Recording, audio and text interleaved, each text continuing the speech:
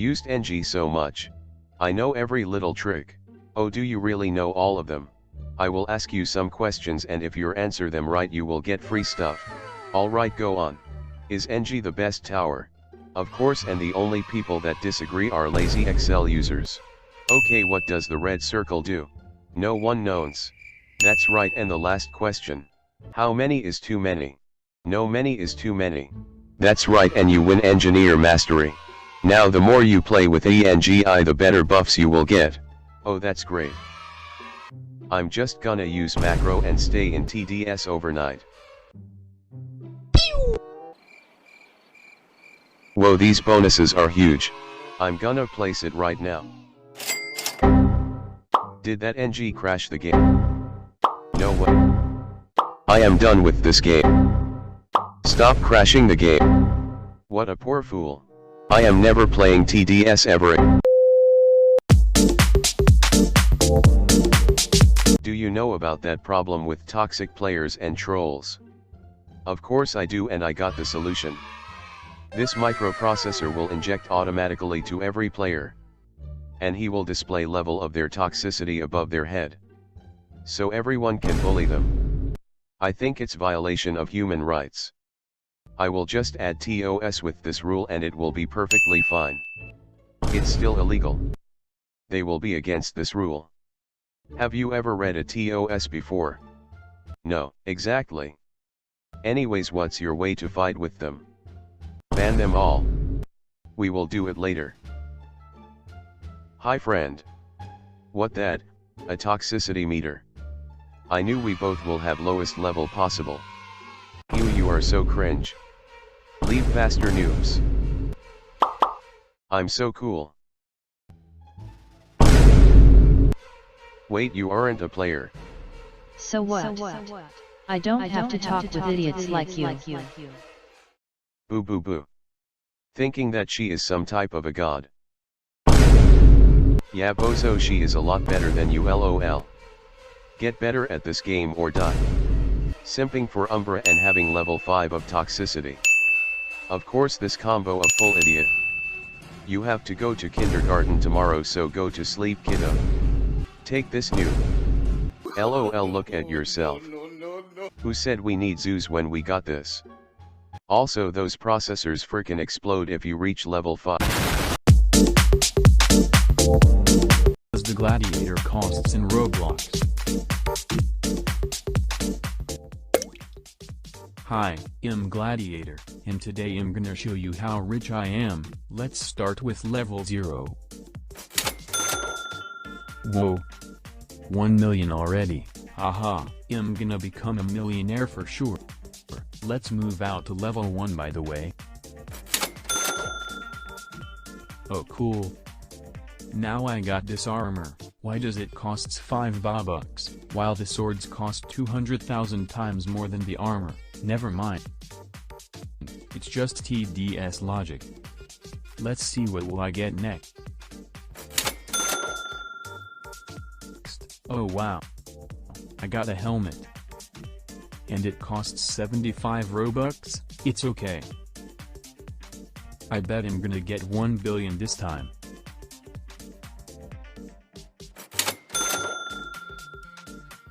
Yes. I got pants. 5 Bobucks again. This is so unfair. I'm gonna wrecked below if this happens again.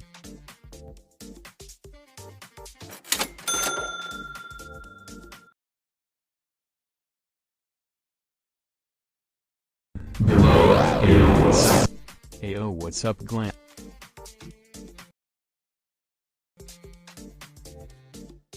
Anyways, let's do this one last time. OMG, I got 28 million Robux, thanks below. Let's see how much Bobucks do I have. I got 28,900,095. Hey guys, enjoy this video. Hit the subscribe button and comment which tower should I do next. Subscribe.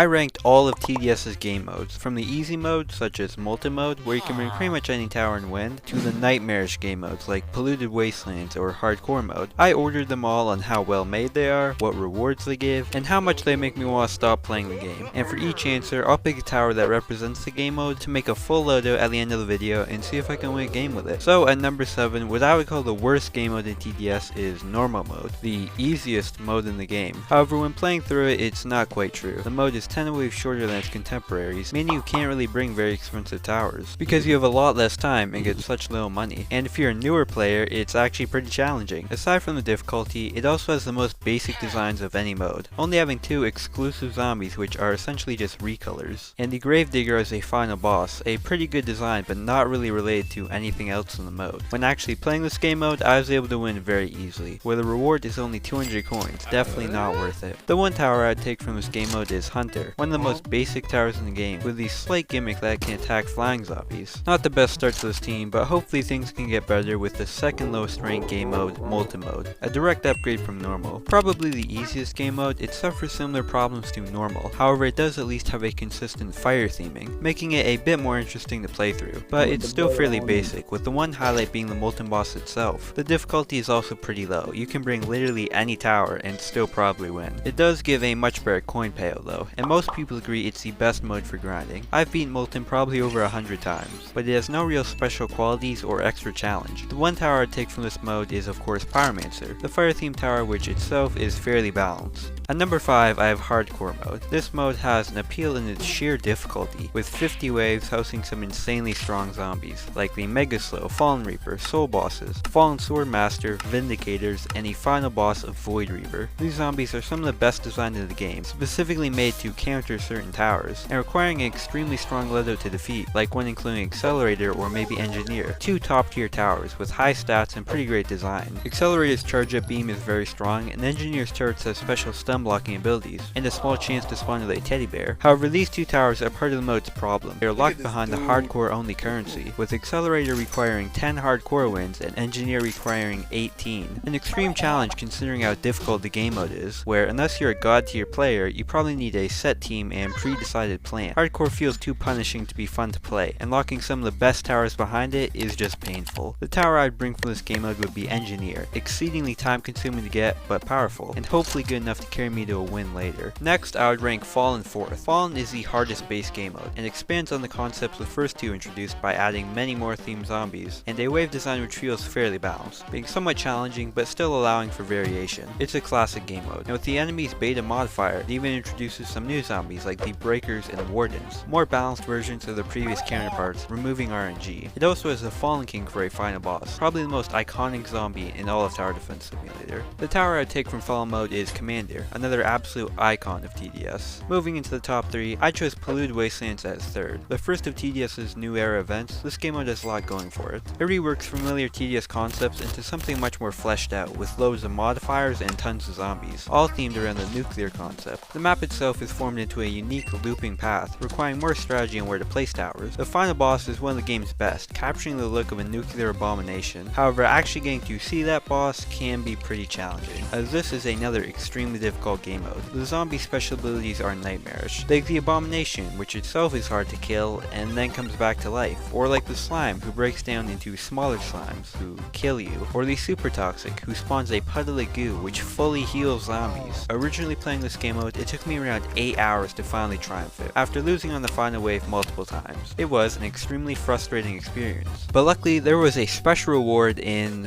1 premium crate, which honestly wasn't great because I currently have 30 of them. It definitely does not feel worth it. If I had to take one tower from this mode, I would pick Toxic Gunner, as its radioactive theme fits the aesthetic perfectly. Moving on, I would say the second best game mode in TDS is Badlands. It's one of the game's most iconic events, being reworked from a dual to a tri-lane path. It has a fully specialized map, which excels in its theming, with the dirt roads, abandoned mineshafts, wooden coffins, and of course the locomotive itself. It doesn't have as many special zombies, but the final boss and its cavalry are still great designs. Similar to Polluted Wasteland, it has a ton of game modifiers to make it more more challenging, and the triple paths can lead to moments like these. But it still feels much more fair than Polluted, where if you bring a solid loadout and communicate with your team, it's reasonably possible. It has a much better reward too, giving the player an actual tower in Cowboy. Even after being reworked multiple times, I think its concept works well, damaging the zombies and earning money, and its golden variant makes the tower genuinely good. Badlands also introduces a secret reward skin, which can be earned by speedrunning the map. This is a good compromise which lets the base mode be a bit easier, in exchange for implementing a challenge mode for the highest level players, for an exclusive reward which doesn't actually alter gameplay. So taking one tower from Badlands, I'll of course bring the Cowboy in my loadout, the mascot of the map itself, which hopefully will make me a lot of money. And finally, my number one ranked game mode in TDS is Pizza Party. Themed after a certain game, the map has a ton of small details like the prize wheel, arcade game, jungle gym, presents, and a suspicious dumpster. It takes aspects from the previous two game modes and improves them. The zombie design is by far the best of any map, with the puppet zombies, tattered toy versions of actual towers with genuinely interesting abilities. The final animatronic boss has an interesting aesthetic, especially as it consistently loses more of its parts, finally becoming an endoskeleton when its health reaches 0, which shouldn't be too hard to defeat for most players. This game mode is somewhat easier to play, with less overpowered zombies than other modes. It also has a great reward in the Warden Tower, a good unit with stunning abilities and some pretty great skins, like the Slaughter.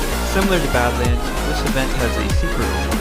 The game turns black and white and becomes much harder. If you can defeat the boss with its jump scares, a triumph will award the purple casting, which is pretty creepy. So for the final tower of this loadout, I grabbed the Warden. Now with 7 towers to choose from, I dropped Toxic Gunner and Hunter to form my complete loadout. With the power of every game mode, I hoped it would be good enough to win on Fallen. I placed 3 Cowboys early to earn me money, and placed an Engineer shortly after. Despite having an extremely expensive upgrade on its final level, it is cheap to place, and start building turrets in the early game. These special sub-units spawn separately to the main tower, and give the Engineer the bulk of its power. On wave 10, I placed a Warden, so I could stun the boss in place and kill it far easier. This loadout was working well, and I started to think I might be able to win. I also placed the last 2 towers in the loadout, increasing fire rate and inflicting burn damage respectively. On wave 18, I got a very unlucky random 5 bosses, but my upgraded Engineer could still kill them, and on the following wave, the Necromancer boss died quickly. But the major problem was coming up in the Fallens. Any zombie with speed is a pretty big problem for this loadout with its low fire rate, and I made a mistake by not upgrading Wardens more. On wave 20, I did kill the initial Fallens, but I was completely unprepared for the following wave, where double the amount spawned, running past all my towers. I frantically placed Wardens, but it was too late,